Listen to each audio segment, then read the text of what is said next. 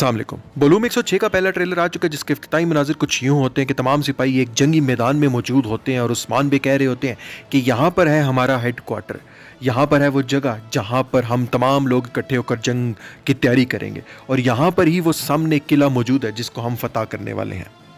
कहते हैं कि ना ही दुश्मनों की भीड़ और ना ही हमारे चंद लोग हमें रोक सकेंगे जिस फतह के लिए हम आगे बढ़ चुके हैं। और फिर सटपट घोड़े दौड़ाते हुए यहाँ से रवाना हो जाते हैं। तमाम सिपाही उनके साथ मौजूद होकर इंशाअल्लाह हुजूर के नारे लगाकर अल्लाहू अकबर की सदाएं बुलंद करते हैं। जबकि दूसरी जानिब बायंदर बे इस महान सुल्तान के सामने मौजूद होते हैं और वो कहते हैं कि मैं जानता हूँ कि उस्मान की कराहगाह यानी कि हेड क्वार्टर कहाँ पर मौजूद है। कराहगाह हेड क्वार्टर के बगैर वो कोपेसार का नाम तक नहीं ले सकता, ना ही आगे बढ़ सकता है। जासूसी कर कर बायंदर बे इस महान सुल्तान तक पहुंचा देते हैं। इस महाना खातून तमाम सरदारों को बुलाकर कहती हैं, जिसमें तुर्गुत बे भी मौजूद होते हैं, कि इस बागी का अंजाम क्या होगा। अब तमाम लोग जानते हैं कि सल्तनत से बगावत करने वाले का अंजाम क्या होता है, और तमाम सरदार उनके सामने मौजूद होते हैं, जो कि सोगोत के मनाजिर कुछ दिखाए जाते हैं। जबकि दूसरी जानिब उस्मान बे बहुत गुस्से से चला रहे होते हैं कि किसका सर गिरेगा और कौन काटेगा, इसका फैसला करने वाला मैं हूँ।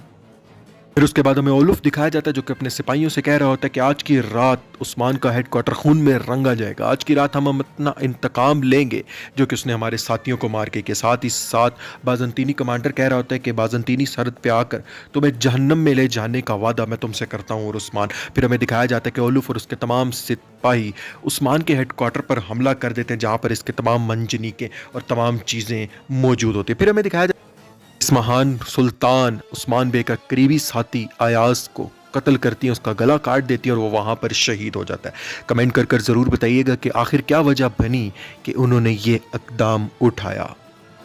इस महाना सुल्तान पहुंच जाती है नगोल किले और तुर्गुत बे के सामने मौजूद होकर कहती हैं कि मैं तुम्हें सरदार के तौर पर अपने साथ देखना चाहती हूँ तुर्गुत। और तुर्गुत बे उनकी बात सुनकर काफ़ी हैरान हो जाते हैं। फिर उसके बाद उस्मान बे का हेड क्वार्टर दिखाया जाता है, जहाँ पर तमाम सिपाही मौजूद होते हैं। और उसके बाद उस्मान बे पूछते हैं कि मंजनीके कहाँ पर हैं, मंजनीके आखिर अभी तक क्यों नहीं आई। तो कौनूर सिपाही आगे से जवाब देते हैं कि उस्मान बे तुर्गुत बे ने मंजनीके नहीं लाने दे।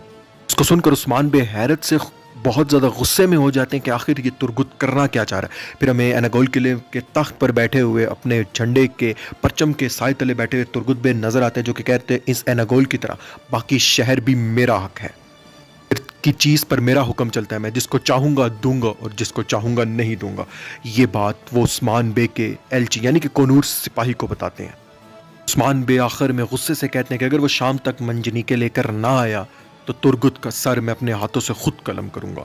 यानी कि इनकी दुश्मनी बढ़ती ही चली जा रही है। और यहाँ पर ट्रेलर नंबर 106 का इख्तिताम होता है। उम्मीद करते हैं कि आपको ट्रेलर अच्छा लगा होगा। कितने नंबर देंगे 10 में से ज़रूर कमेंट करके बताइएगा। और असफी वॉइस पर आज एपिसोड नंबर 105 की तमाम एक साथ अपलोड हो जाएंगे। चैनल को जरूर सब्सक्राइब करें, मोहब्बत बड़ा लाइक यहीं पर कर दीजिए। मिलते हैं अगली वीडियो में। अल्लाह हाफिज़।